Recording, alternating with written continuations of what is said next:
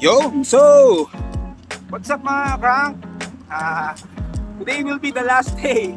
Gagamitin ko tong R7000 na set natin. Papakabit na natin yung bago. Tara, let's go! Tayo na nauna. Reynolds Cyclery.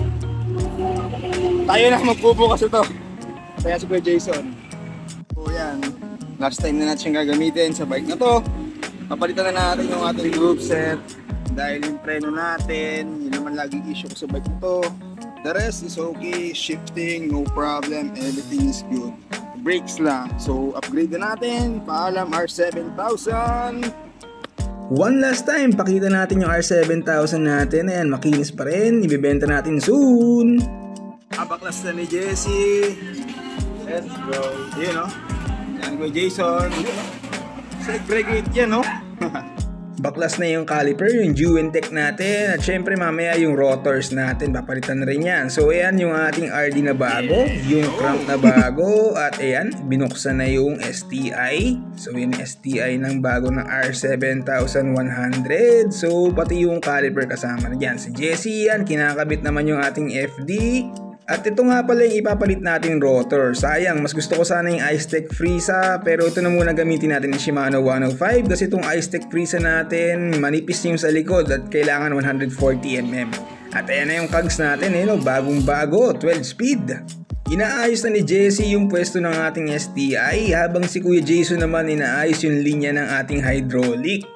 Finally, hydraulic na yung ating bike. So, yan nga pala yung kadena na 12 speed na Shimano 105. At yan nga pala ang itsura ng ating bagong drivetrain. So, napakalinis pa. Alagaan natin yan para ma-preserve natin.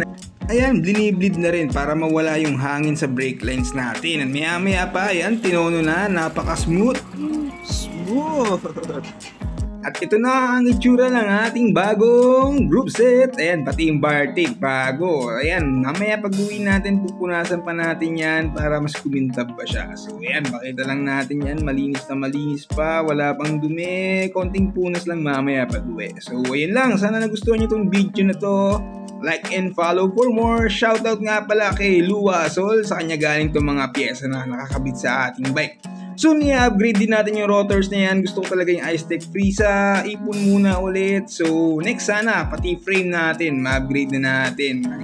Okay na yung bike natin. Pauwi na tayo. Palitan na yung group set. So naka R7 1100 na tayo. So ito yung bagong labas ng Shimano 105 na Di2 before. Ngayon meron na mechanical. So far okay. Smooth yung shifting niya, mas better kaysa sa dati, mas okay yung shifting. Syempre siya brakes, the best. Hydraulic Yan lang, hanggang sa susunod. Shoutout Reynolds Cyclery, Kuya Reynald, happy birthday. Kay Kuya Jason, kay Jessie, thank you. Ride safe palagi, peace out.